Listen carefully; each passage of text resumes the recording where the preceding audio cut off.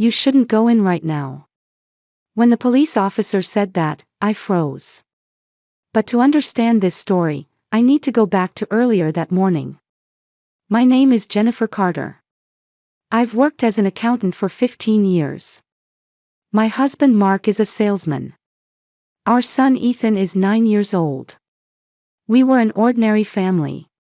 At least, that's what I thought. But Mark changed 5 years ago. He made a huge mistake at work, and his annual income dropped dramatically. He was depressed. I lost our biggest client. "I'm so sorry," he said that night.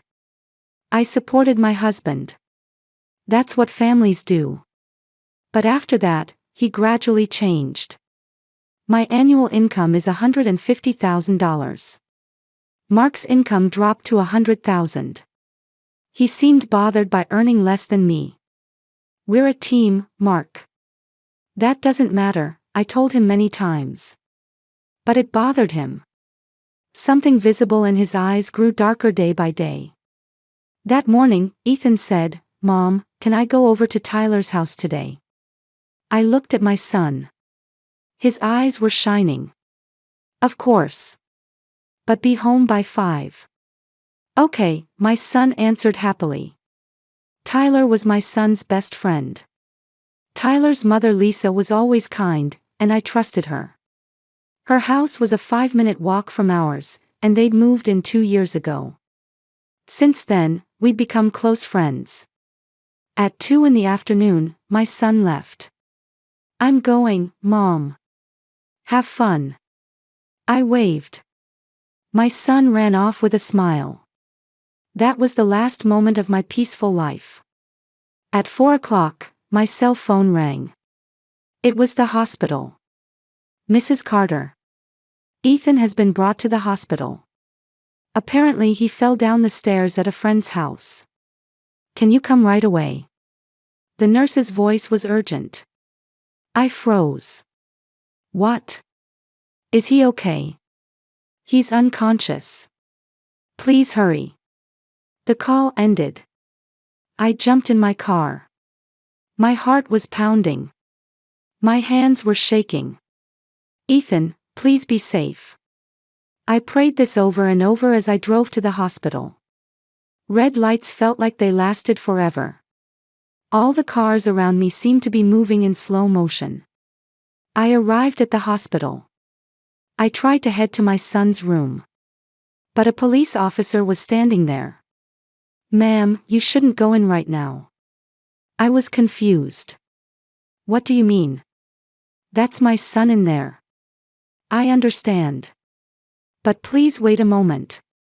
You'll understand soon." I was even more confused. "Why are the police here? What happened?" The officer answered quietly. "Your son fell down the stairs.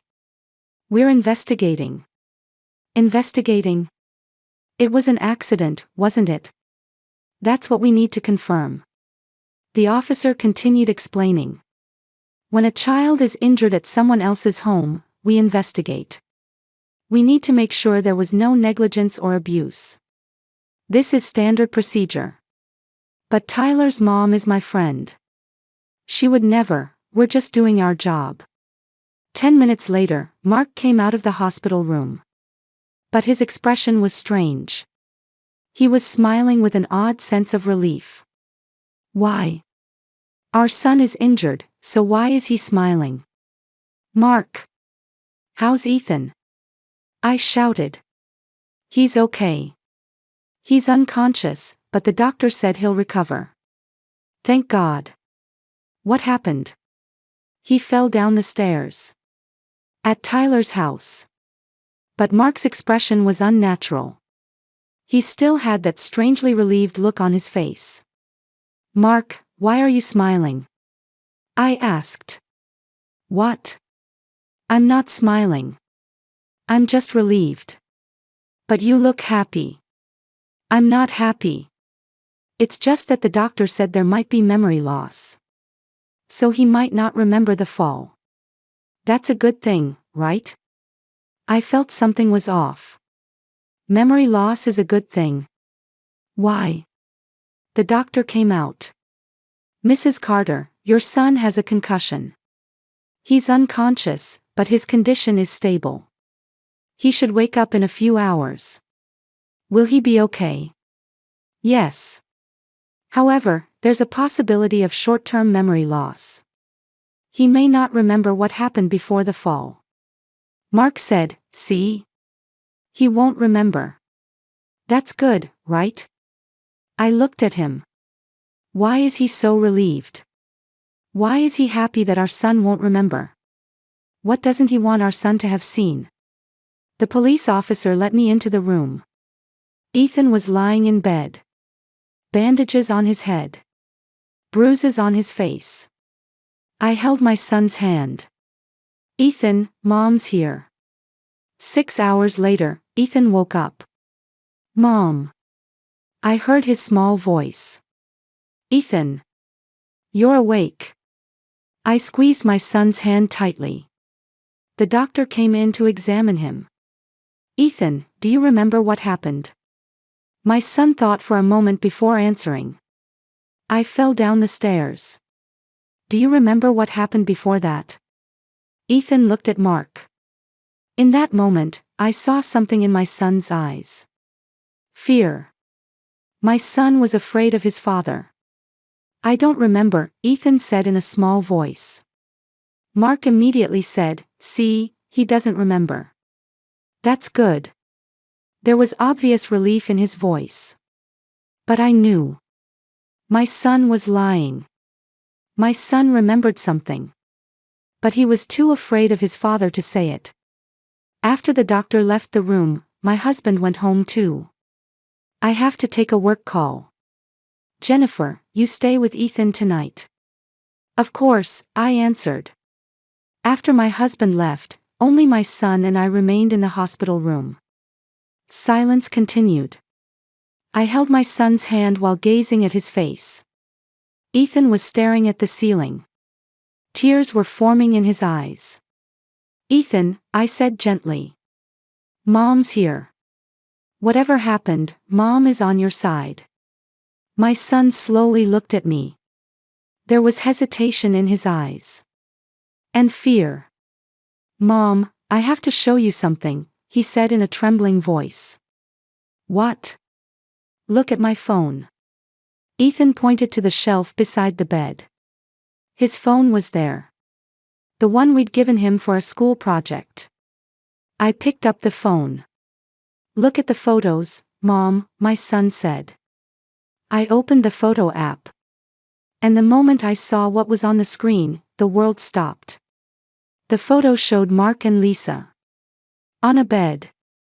Kissing. In Lisa's bedroom. I couldn't breathe. My hands were shaking. What is this? Is this real? Mom, I saw them, Ethan said through tears. I went to Tyler's house and tried to go to the bathroom. I went upstairs and the door to Aunt Lisa's bedroom was open. Dad and Aunt Lisa were there. They were kissing. My son's voice was shaking. I got scared. But for some reason I took a picture. Then I ran and tried to go down the stairs. But I tripped. That's when I fell. I hugged my son. It's okay, Ethan. This isn't your fault. You did the right thing. My son cried in my arms. But Dad might be angry. That's why I lied and said I didn't remember. Anger burned in my heart. My husband had made my son afraid. My son had to lie because he was afraid of his own father. This is unforgivable. Ethan, listen, I looked into my son's face. You were brave. This photo is important evidence. Mom will take care of everything. You don't have to worry about anything. Really? Really? Trust Mom. My son nodded. Then, feeling reassured, he fell asleep again. I gazed at my sleeping son's face while beginning to form a plan. But first, I needed to confirm something. The next morning, I called my best friend Sarah. Sarah is a lawyer and has been my friend since high school. Sarah, I need to talk. What's wrong? Your voice sounds different. Mark's having an affair. With Lisa. There was a long silence on the other end of the phone. Then Sarah said, Jennifer, there's something I have to tell you. What? My heart began to race. I saw them. 3 months ago. At a hotel. I even took pictures. But I couldn't tell you. Sarah's voice sounded pained. Why didn't you tell me? I shouted. I'm sorry. I was scared. I didn't want to hurt you. But I kept the photos as evidence. Just in case. Send them to me now, I ordered. A few seconds later, photos arrived on my phone. 3 months ago, pictures of Mark and Lisa holding hands in front of a hotel. They were laughing. Looking happy. While betraying me. Something broke inside me. But at the same time, an icy calm enveloped me. This wasn't the time to be emotional. I needed to gather evidence, make a plan, and corner them. Sarah, thank you. I have one more favor. What? I want to contact Tyler's father, David. Does he know about his wife's affair? I don't know. But do you think you should tell him? Yes. He has a right to know the truth. That afternoon, I called David. David, I need to talk to you. What is it, Jennifer?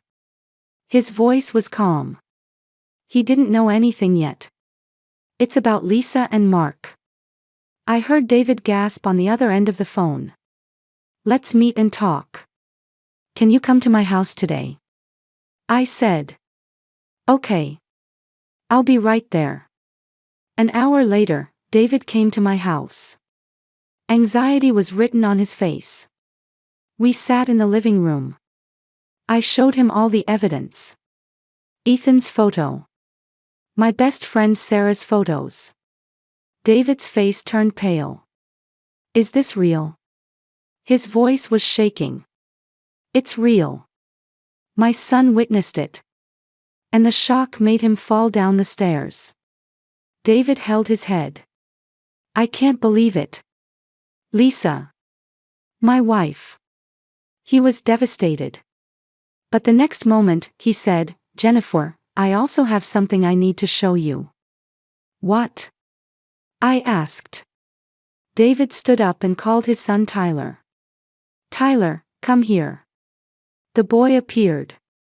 His eyes were red and swollen. He'd been crying. Tyler, tell her again what you told me yesterday, David said gently. Tyler looked at me. Then he started crying. I knew. About Mom and Mr. Carter. For 6 months, Tyler's voice was shaking. 6 months? I was shocked. There was a day I came home early from school. I saw Mom at home with Mr. Carter. I was playing in the backyard. But I could see through the window. I saw them kissing. I took pictures. But I couldn't tell Dad. I was scared. David put his hand on his son's shoulder. Tyler thinks what happened to Ethan is his fault. That if he'd spoken up sooner, Ethan wouldn't have gotten hurt. Tyler continued. That day when Ethan came over, Mom told me to play outside. She said Mr. Carter was coming to fix something. I was in the backyard. But Ethan went to the bathroom. He saw them. Then he screamed. And fell down the stairs. David showed me his phone. There were multiple photos. Photos of Mark and Lisa kissing inside the house. Photos of them in bed. 6 months of evidence was right there. I understood everything. This didn't start 3 months ago. It had been going on for 6 months. Or maybe even longer. And Tyler had been carrying this secret alone. I hugged Tyler. Tyler, this isn't your fault. You're still a child. This is the adult's responsibility. Tyler cried in my arms. David said, Jennifer, let's fight this together. Let's make them take responsibility. I nodded. Yes. They should pay the price. That night, I thought alone. I had the evidence. But it still wasn't enough. I needed to know more about Lisa.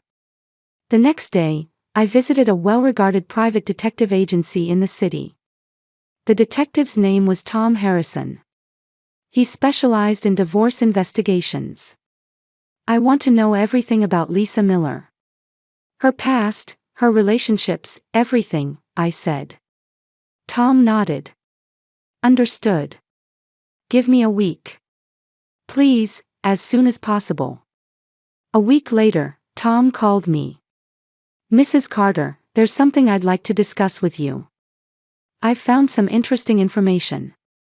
I went to his office immediately. Tom placed a thick file on the desk.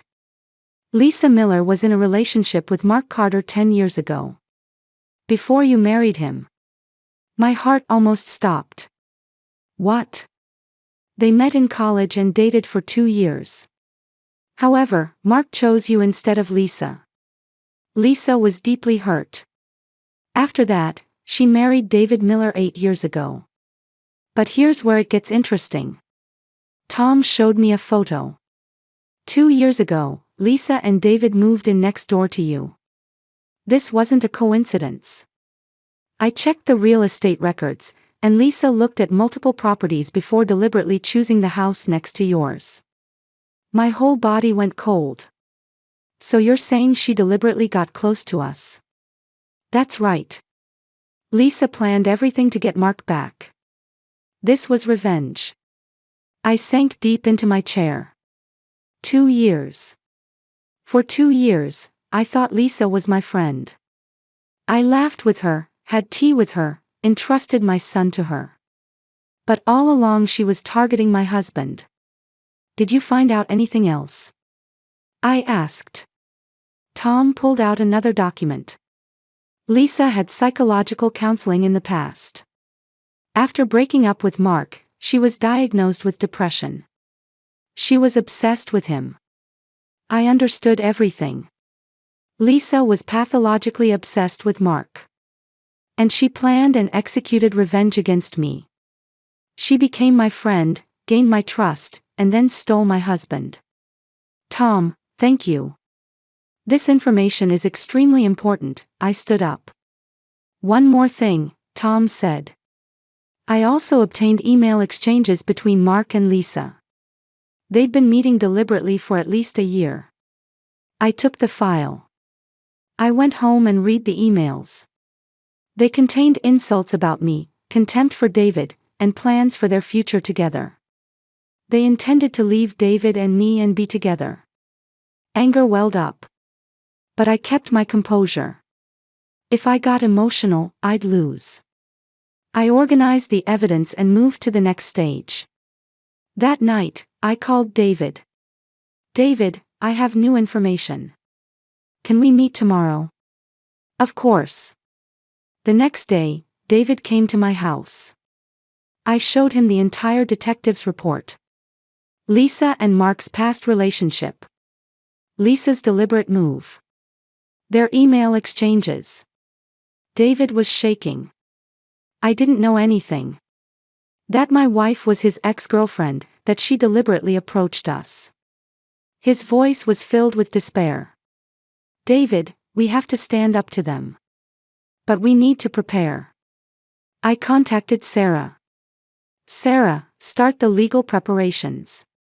Divorce and custody, and a claim for damages. Got it. Leave everything to me. Sarah's voice was strong. For the next 3 days, we prepared. Sarah prepared legal documents while David and I organized the evidence. Ethan's photo, my best friend Sarah's photos, my son Tyler's photos, the detective's report, email exchanges. Everything was ready. And then the day of confrontation came. I summoned Mark and Lisa to Sarah's law office. David was also present. At 2 in the afternoon, they arrived. Mark looked suspicious. Jennifer, what's this about? Lisa looked anxious too. Why is David here? We entered the conference room. On the large table, I laid out all the evidence.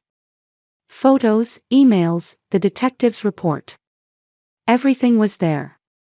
Mark and Lisa's faces turned pale. What is this? Mark said. Where did you get this? Lisa shouted. I said calmly, my son Ethan saw you. In Lisa's bedroom. On the bed. Kissing. Ethan took a photo. And the shock made him fall down the stairs. Mark tried to open his mouth, but I continued. You, Mark, when the doctor said Ethan might have memory loss, you smiled with relief. You hoped our son would forget about the affair. But Ethan remembered everything. And he told me the truth. David stood up. My son Tyler also saw you. For 6 months. He took pictures. But he was too scared to tell me. When Ethan got hurt, Tyler felt guilty and told me everything. Lisa started crying. No, this is a misunderstanding. But I wouldn't forgive her. A misunderstanding. This is a misunderstanding. I placed the detective's report in front of her. Lisa, you dated Mark 10 years ago. He chose me instead of you. You couldn't forgive that. So even after you married David 8 years ago, you couldn't forget Mark. And 2 years ago, you deliberately moved in next to us. You became my friend, gained my trust, and then seduced my husband. This was revenge, wasn't it? Lisa collapsed. I loved him. He was mine. You took him from me. Her voice was filled with hatred. I said coldly, I didn't take anyone. He chose me instead of you. But now, I'm leaving him. Mark stood up. Jennifer, please. Forgive me. I was wrong. There were tears in his eyes. But my heart was cold as ice. Sarah stood up. Jennifer is filing for divorce. She's seeking full custody of Ethan. And she's claiming $500,000 in damages. David is similarly filing for divorce and seeking full custody of his son Tyler. Mark and Lisa completely fell apart. $500,000. I don't have that kind of money. Mark shouted. That's your problem, I said coldly. You hurt 2 9-year-old children. Ethan fell down the stairs and was hospitalized. Tyler suffered for 6 months keeping your secret. This is unforgivable. David said, I trusted my wife. I trusted my family. But you destroyed everything. Lisa, it's over. Lisa cried out, please, David. Forgive me. But David shook his head. It's too late. The meeting ended. Mark and Lisa left the room devastated. David and I discussed future plans with Sarah. The trial should be in 3 months, Sarah said. The evidence is perfect. There's no doubt you'll win. Thank you, Sarah, I said. That night, I went to Ethan's room. He was doing homework. Mom, what's wrong? Ethan, it's all resolved. You don't have to worry about Dad and Aunt Lisa anymore. Ethan looked at me. Really? Really? You were brave. Because you told me the truth, Mom could do the right thing. My son hugged me. Mom, thank you. I held my son. I decided to prepare even more thoroughly. To achieve complete victory in court. A week later, Sarah came to my house. Jennifer, let's start preparing for trial. We need to make a witness list. We sat at the kitchen table and strategized. First, we need Ethan and Tyler's testimony, Sarah said. But they're only 9. Isn't it cruel to have them testify in court? I was worried. Children's testimony is powerful. But we also need to consider their emotional care. Let's consult with a child psychologist, Sarah said gently. Okay. That afternoon, I took Ethan to a child psychologist's office. The psychologist's name was Dr. Emily Chen. She greeted us with a warm smile. Ethan, can we talk for a bit? Emily asked gently. Ethan nodded. I waited in the waiting room. An hour later, Emily and Ethan came out. Mrs. Carter, Ethan is a very intelligent child. He understands what he saw, and he understands that it was wrong. He's agreed to testify in court, but I suggest that I accompany him. Thank you, Dr. Chen. I was relieved. David also took Tyler to the same psychologist and made similar preparations. 2 weeks later, we officially began the legal proceedings. Divorce petition, custody petition, damages claim. All the documents were sent to Mark and Lisa. Mark called me. Jennifer, let's talk. We don't need to go to trial. His voice was desperate. There's nothing left to talk about. Go through your lawyer. I said coldly and hung up. Apparently Lisa also contacted David. But David refused the same way. We had decided. We wouldn't be swayed by emotion. This was a legal battle. During this time, I returned to work. My job as an accountant was busy, but it helped distract me. My colleagues knew about my situation, but no one asked unnecessary questions. They just gently supported me. One day, my boss Mr. Johnson came to my office. Jennifer, I hear you're going through a difficult time. If you need time off, just let me know. Thank you. But working actually helps me feel better, I smiled. You're a strong person. But don't push yourself too hard. He patted my shoulder lightly.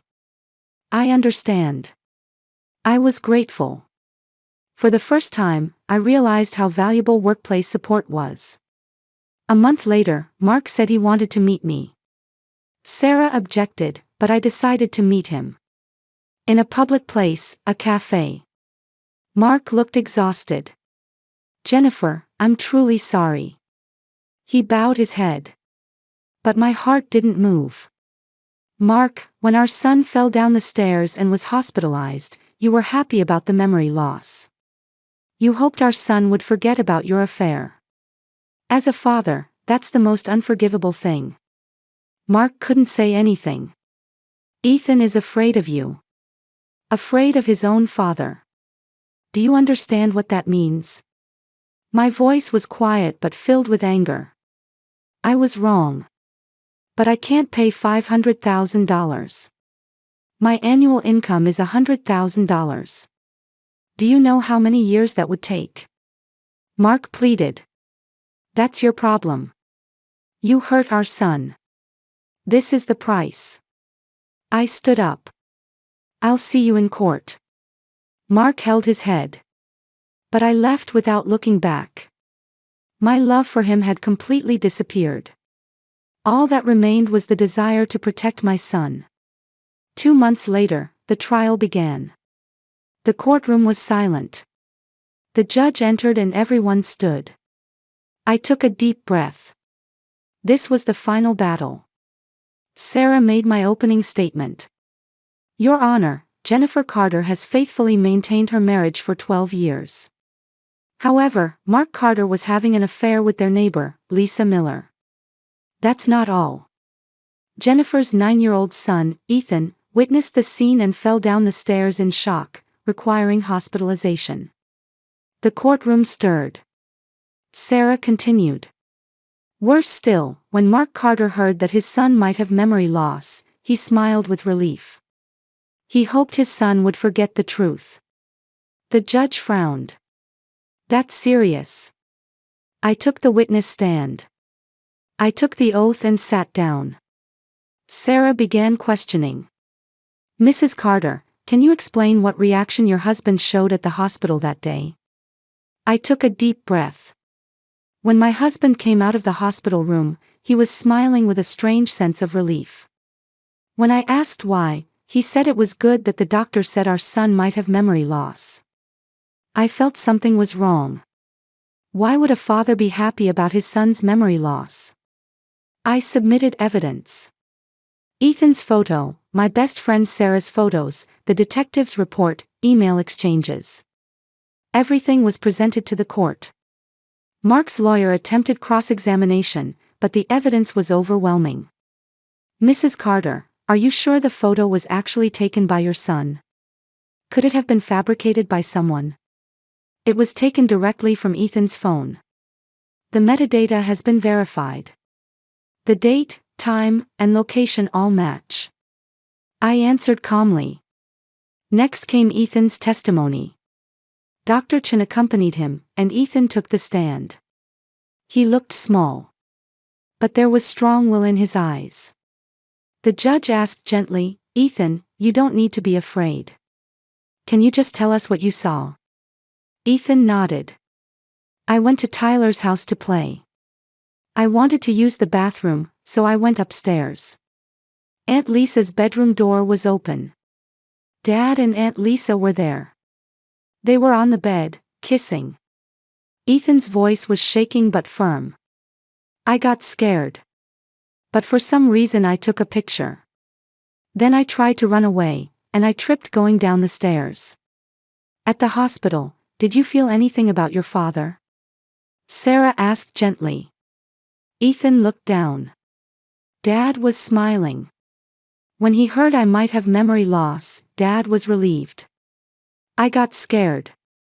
So I lied and said I didn't remember. The courtroom fell completely silent. Even the judge had a serious expression. Next was Tyler's testimony. Tyler similarly testified about what he'd seen for 6 months. I saw them many times. Mom and Mr. Carter at home. I took pictures. But I couldn't tell Dad. I was scared. Tyler started crying. When Ethan got hurt, I thought it was my fault. If I'd said something sooner, Ethan wouldn't have been hurt. So I told Dad everything. David also testified. He testified about his wife Lisa deliberately approaching them and their past relationship. All the evidence was presented. Mark and Lisa's lawyers tried to argue, but the evidence was unshakable. When Lisa took the stand, she broke down crying. I loved Mark. He was supposed to be mine. The judge said in a stern voice, "Mrs. Miller, I understand your feelings, but that doesn't justify the affair. Especially the fact that you hurt children cannot be erased." The trial continued for 3 days. And then the day of judgment came. The judge read the verdict. I grant Jennifer Carter full custody of her son Ethan, divorce from Mark Carter, $500,000 in damages, the marital home, and full child support payments. I grant David Miller full custody of his son Tyler, divorce from Lisa Miller, and the marital home. Mark and Lisa were completely devastated. But we felt nothing. Only relief that it was over. When we left the courtroom, David said, "It's over." Yes, finally, I smiled. 1 year later. Ethan and Tyler were attending therapy regularly. At Dr. Chen's office, the two sometimes had sessions together. "How are you both feeling today?" Emily asked gently. Ethan answered. "Better than before. I don't have bad dreams anymore." Tyler nodded too. "Me neither. I don't feel guilty anymore." Their friendship hadn't changed after that incident. In fact, it had grown deeper. They were companions who had overcome a difficult experience together. One Saturday afternoon, the two were playing in my backyard. I watched them from the kitchen window. Tyler said something to Ethan, and they both laughed. Seeing those smiles warmed my heart. David came to pick up his son. "Hello, Jennifer." "Hello, David." We had built a good relationship as friends. "Tyler's been laughing a lot lately," David said. Ethan too. Children are strong. I smiled. Yes, much stronger than we think. That evening, my best friend Sarah came for dinner. We drank wine while looking back on the past. Sarah, it was hard at the time, but I'm grateful now. Because you kept those photos, I was able to learn the truth, I said. Sarah held my hand. I should have told you sooner. I kept quiet because I wanted to protect you, but that was wrong. No, you did your best. That's enough. We hugged. Friendship sometimes grows stronger through trials. 2 years later. Ethan's 11th birthday. We held a small party. We invited Tyler and David. A few of Ethan's school friends also came. Balloons decorated the living room, and a cake sat on the table. Children's laughter echoed throughout the house. Ethan came to me. Mom, I'm glad you're my mom. Why are you suddenly saying that? I laughed. Because you're strong. Back then, you protected me. I think I was right to show you that photo. Ethan's eyes were serious. I hugged my son. Ethan, you were brave. Because you told me the truth, we were able to choose the right path. You saved us. Tyler too, right? Ethan said. Yes, Tyler too. You were both truly brave. That night, after everyone went home, I sat alone in the living room. Stars were shining outside the window. These 2 years had been a long journey. There was pain, anger, and sadness. But having overcome all that, we're here now. Ethan has regained his smile. I've begun walking a new life. My husband had an affair. He smiled, hoping our son would have memory loss. But our son remembered everything. Our son found the courage to tell the truth, and his friend's son found the courage to tell the truth. 2 children saved 2 families. Family isn't about blood. Family is about love. Supporting each other, protecting each other, believing in each other. That's family. And we are a real family. I looked up at the stars outside the window. The future looked bright. With Ethan and me, and with all the people we'll meet, we'll move forward. The past can't be changed. But the future can be created. And our future is filled with hope. I smiled. A new life is beginning now.